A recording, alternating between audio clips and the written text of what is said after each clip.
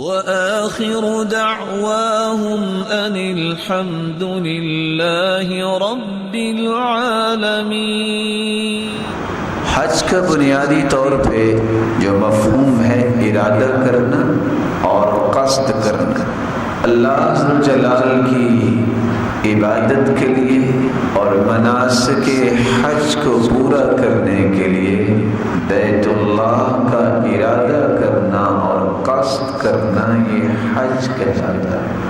حج جس کے بارے میں رسول اللہ صلی اللہ علیہ وآلہ وسلم نے کتنے خوبصورت الفاظ میں بیان کیا ہے کہ تمام اعمال سے افضل عمل ہے۔ یہ روایت صحیح الجامع کی ہے۔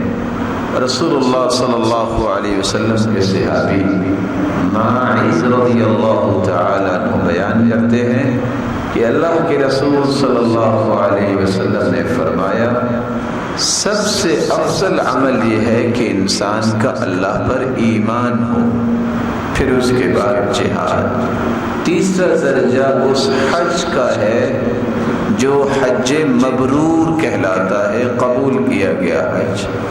یہ تمام اعمال سے اتنا ہی افضل ہے اور اتنا بلند ہے جتنا مشرق و مغرب کا فاصلہ ہے۔ رسول اللہ صلی اللہ علیہ وآلہ وسلم نے اسی لیے تو فرمایا تھا، تعجلوا الی الحج، حج کرنے میں جلدی کیا کرو، کچھ پتہ نہیں آئندہ سال تم نے زندہ بھی رہنا ہے کہ نہیں۔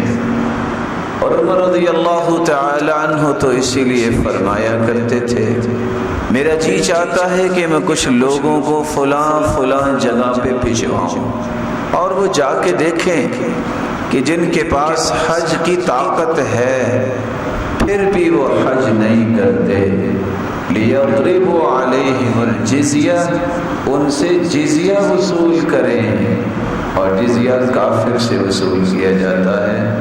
مَا هُمْ بِمُسْلِمِينَ، مَا هُمْ بِمُسْلِمِينَ، جن کے پاس جسمانی طاقت بھی ہے اور مالی طاقت بھی ہے، وہ حج نہیں کرتے، یہ مسلمان نہیں ہیں، یہ مسلمان نہیں ہیں، ان سے جزیہ وصول کیا جائے۔